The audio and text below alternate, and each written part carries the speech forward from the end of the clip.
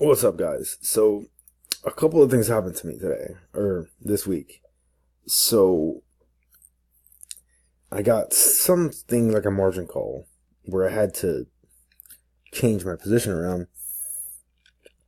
So, my 8 Delta call that was down $800, I had to close it and I put on a 16 Delta 9-point wide call spread. So, that kind of messed things up a bit. And then I missed a put spread day because I was so bearish, and yeah. But yeah, so I went down the rabbit hole with the Kelly ratio and Hacks trade. And one thing that happened on Friday actually was the Kelly ratio works. So if you look at the iron condors here, and particularly using just the delta, like this is terrible for that, this risk profile thing. So if you input into the Clay ratio, it works really well. It fits in, except when liquidity is kind of low or vol is kind of low. Then the 10 delta only keeps working, and that was something I noticed on Friday. So yeah, that was interesting.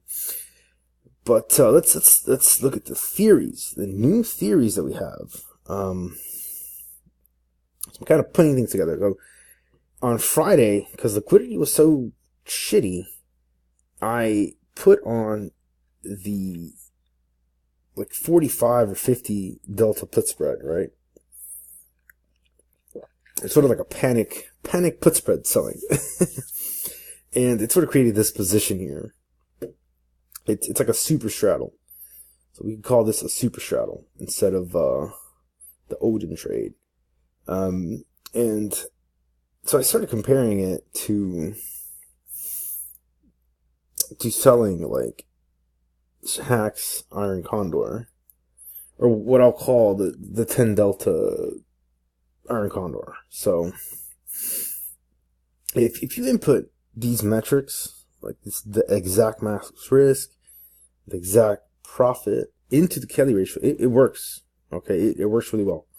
But yeah, so if you add this with this, that call will make Iron Condor, when it goes down, you can roll that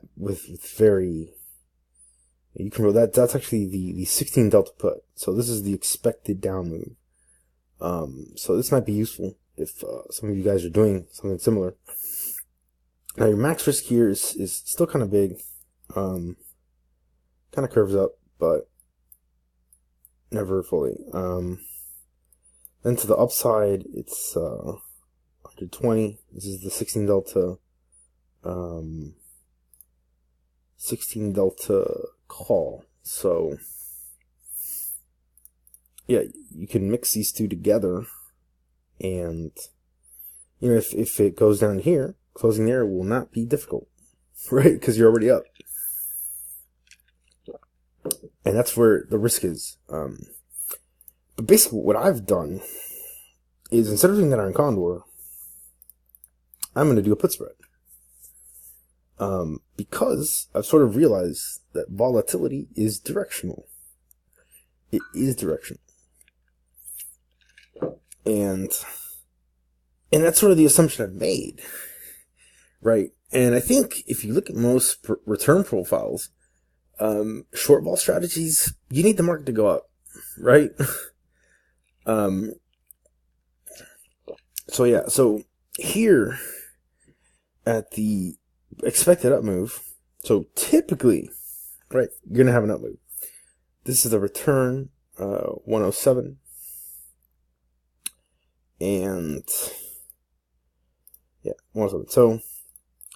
So the difference here, this is if you have the standard down move, that is where you end up, 81.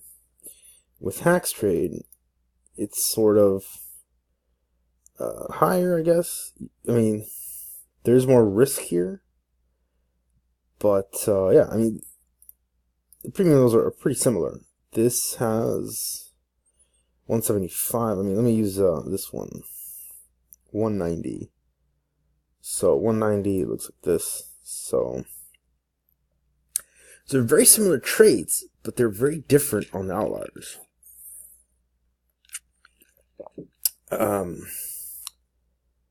yeah, that's the assumption I'm making to kind of get the same result, right?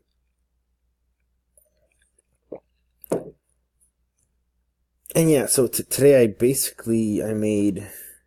only made $95 this week. I might double this. So I might go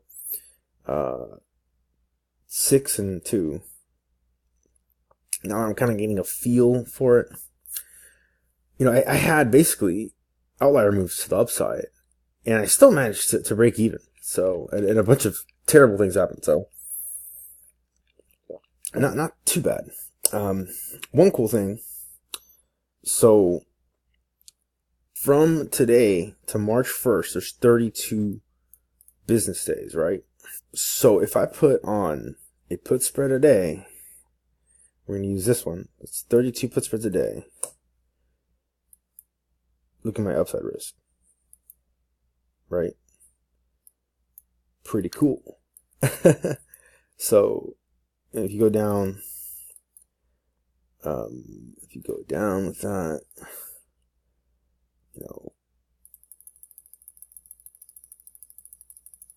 right? So 1, right? So I'll probably roll if I get to this point. This is the max risk, I guess. So 2, 3, 4. As the days go by, right, this begins to occur.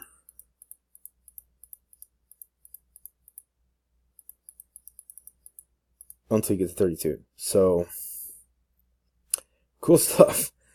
But yeah, that's the theory. Maybe, hopefully next week, I can do everything 100% correct. And we can avoid bankruptcy. But yeah, have a good weekend, guys.